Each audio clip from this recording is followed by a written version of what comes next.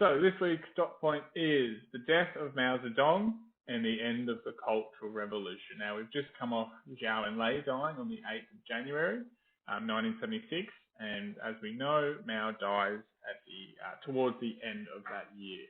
So some of this stuff is going to kind of be doubling up, but that's only because it all kind of ties so closely in together with the lead up to Mao's death. So we'll cover some things.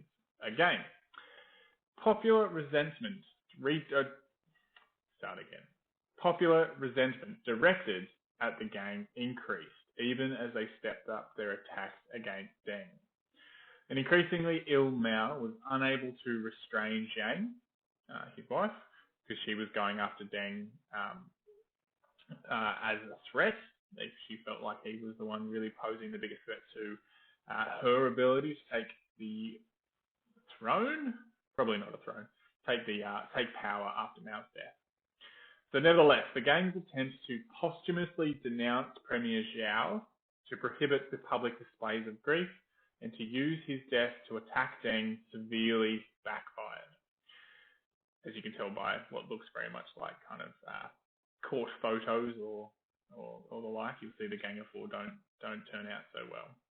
Attempts by security forces to block the mourners only encouraged others to join in, as poetry and flowers became weapons used against the gang. Now, we looked at this in the Tiananmen incident, but we'll cover it again really quickly. Before we go on, this is the Gang of Four. We've mentioned them over and over and over, but I don't think we've really focused on who they are enough to be able to remember specifically who they are, okay? So I've done this clockwise. I don't know why. I should have gone top and then bottom, but that's fine. So first up, we have Wang Hongwen. He comes up a fair bit in terms of basically being the backup for power or the kind of standover man a little bit. We've got Zhang Xiao. He was the one that Zhang wanted to replace Mao once he died instead of Hua Guofeng. So he was the one kind of put forward. Then we obviously have Zhang herself, Mao's wife. And we have Yao Wenyuan. He again was just another one of those powerful influences who were just trying to get stuff done. So that's our Gang of Four. Try and remember specifically, obviously Zhang Xing is the easy one to remember. Zhang Xiao came up a fair bit. These other two we need to try and keep in our brains. So this national outpouring of support for Zhao, as we looked at a couple of dot points ago, culminated in a massive demonstration in Tiananmen Square on the April 4 and 5 of 1976. Now, we know this as the Tiananmen Incident or the April 5th movement. And this is where they kind of had that protest, the first protest in PRC's history. So this was brutally repressed by the police and the army. Mao was convinced that Deng had instigated the incident, which throws back to Mao's paranoia about threats and about other people basically taking over once he dies and not living up to his legacy, and just that general paranoia that comes from when you're in power, when you're a dictator, you think that everyone's out to get you. Sometimes they are, sometimes they aren't. So he was convinced that Deng had brought about this because it couldn't be the people. The people in Mao's eyes loved him. No way could the people who adored Mao, who pretended to adore Mao, do something like this. So it has to have been someone else. So Mao thought that was Deng. And using the Gang of Four, this kind of led to thousands being investigated and arrested for their counter-revolutionary crimes. Deng was dismissed from all posts, as we know, but he wasn't expelled from the party. They didn't quite go that far, but they definitely said, you're not important anymore. All across the country, people were asked to denounce Deng, but many were not convinced of his guilt and resisted, causing the campaign to fail. Another one of those shortcomings of the party, thinking they have control of the people, but not as much control as they think. Starting with this Tiananmen incident, they kind of had to brutally repress people. Again, they were like, everyone jump on board this anti-Deng bus. But then they very quickly realised that not everyone wanted to get on board. Now to Mao.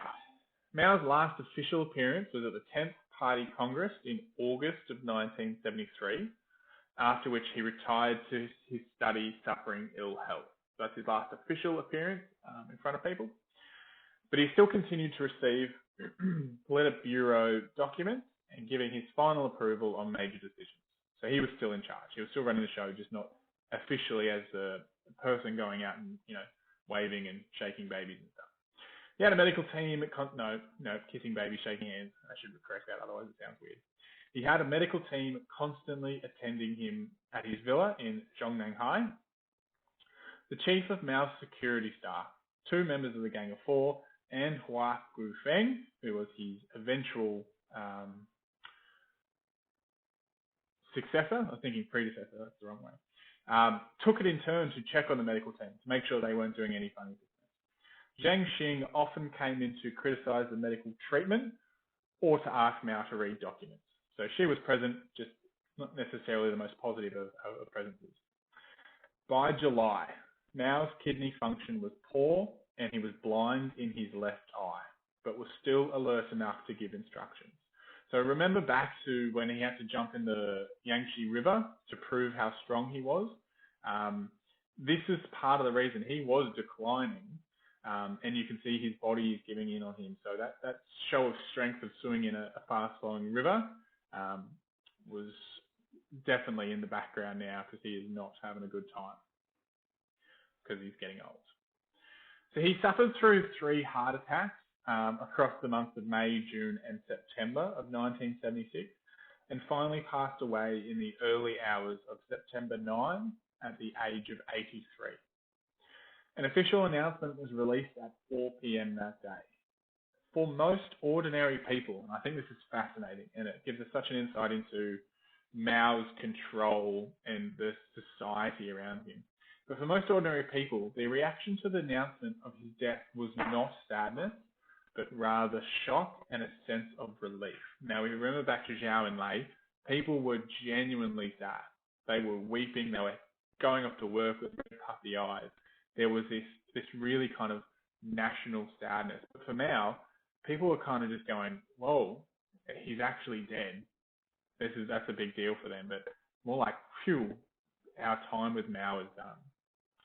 But obviously, people could not show that because there were still a lot of influential people trying to keep up Mao's legacy. So they wept in public lest they be singled out for not showing the appropriate emotion. Daily memorial services were held in the Great Hall of the People from September 11th to the 17th. Mao's state funeral, held on September 18 in Tiananmen Square, was chaired by Wang Hongwen, one of the Gang of 4, but it was Hua Guifeng who delivered the speech to over 1 million mourners. His successor, Hua. The entire leadership was present, with the exception of Deng and his allies. So 3 minutes of silence was called for across China, and everything stopped. Wouldn't that be an amazing thing, if it actually happened? But 930-ish million people across China are all pausing for 3 minutes. Would have been amazing. So here's a source photo. Like I said at the bottom, PLA soldiers and officers attend a memorial for Mao in Tiananmen Square. You can see the open weeping that they're putting on. And I say putting on purposely because you would imagine that some of these people, sure, might have been genuinely shattered, but most people have just suffered a hectic 2 to 3 decades in their lives, an absolutely miserable time. So it might be for them that they just have to put on this show, otherwise they will be seen as counter-revolutionaries.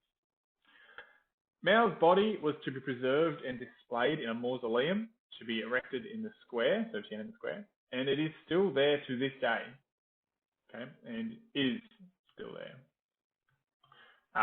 So you can go and see old Crystal Mao hanging out in the mausoleum right now.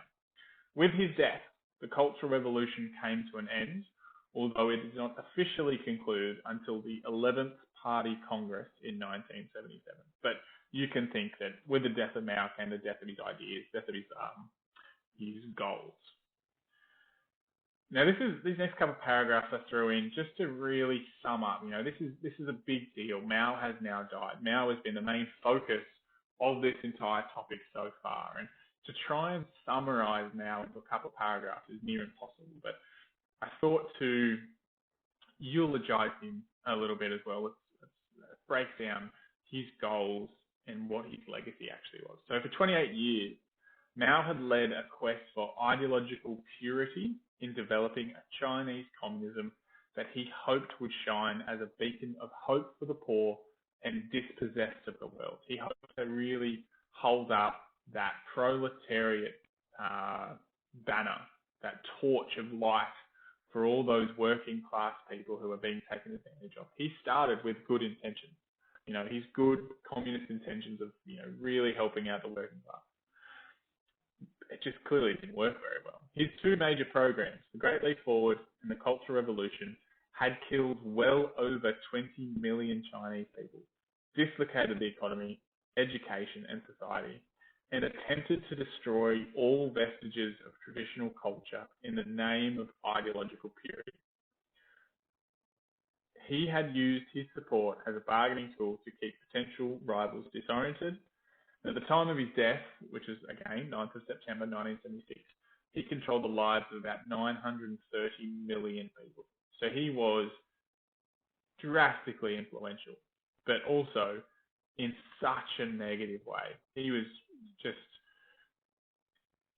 you can't even picture what China would be like without Mao. Whether it would be a powerhouse like it is, whether it would be still back in the agrarian ages. Same with Stalin and Russia.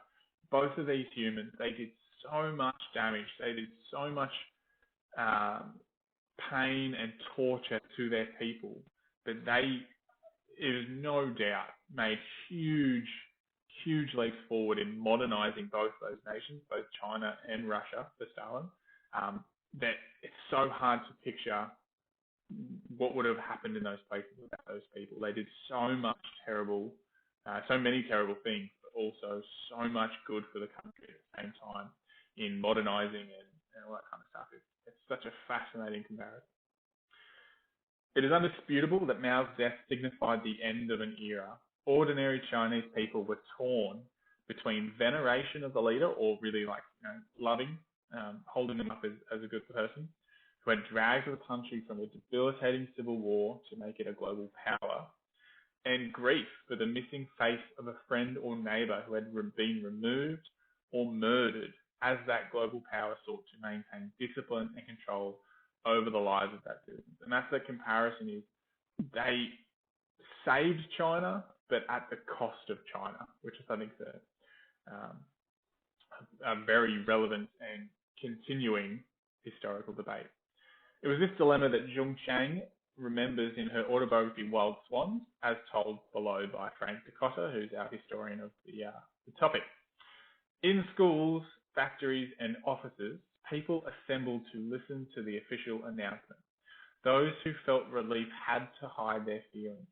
This was the case with Zhong Chang, who for a moment was numbed with sheer euphoria.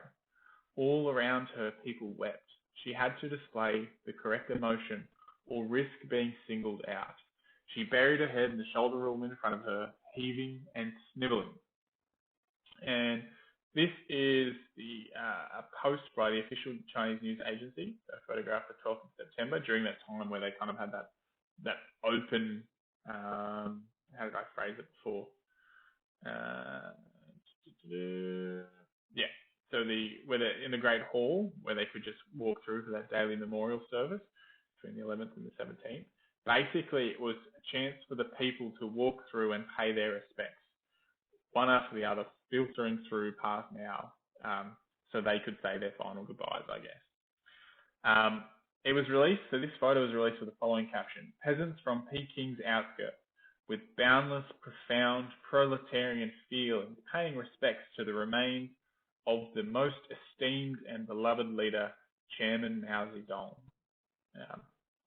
Really full of that kind of propaganda and ideas in there as well. But it would be fascinating to be talking to afterwards in a safe environment, any one of these people, to really think, to really hear what they thought of Mao.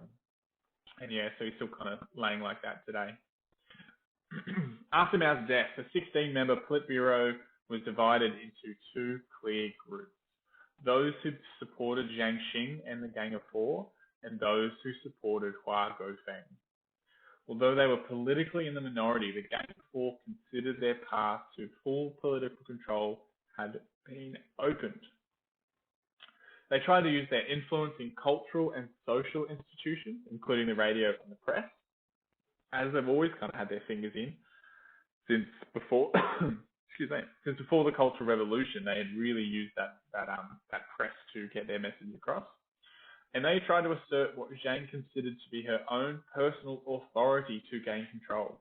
She thought that she had been laying the path for her to be in charge for years now. And she just thought it'd be a natural accession post-Mao to her being in power.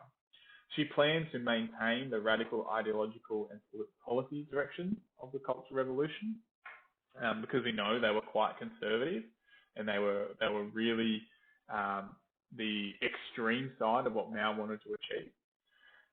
Zhang reportedly called for Deng Xiaoping to be expelled from the party because, again, they thought he was still a possible enemy. Yet it now became clear that Zhang's authority had relied completely on Mao, who was no longer there to support her for obvious reasons. Now, this is a short dot point. I'm only going to give you one question as well. I thought I'd give you a nice, relaxed second week of holidays. It leaves us 7 dot points to go once we get back next term, which gives us 4 weeks across 7. 2 dot points a week should time it out pretty well, with our Tuesdays being set for exam prep. So I'm pretty happy not to give you any more this week, because I feel like we are definitely on track. So the question for this one, using the quote above, and that's the one by Frank Dakota, just here, and your own understanding, describe the relationship between Mao and the Chinese people. I've given you a good chunk, most of a page, so please try and fill out that section for me. There's obviously different aspects you might want to deconstruct there in terms of the relationship between Mao, which are kind of explored a little bit in this paragraph here. So maybe just build on these couple here about what Mao meant to the Chinese people. All right, well, enjoy the rest of your holidays. I'll upload this to Google Classroom very, very soon. Well, you've already got it because it's up there and you're listening. And let me know if you have any questions, and I shall catch you, hopefully, next week. All right, hooroo.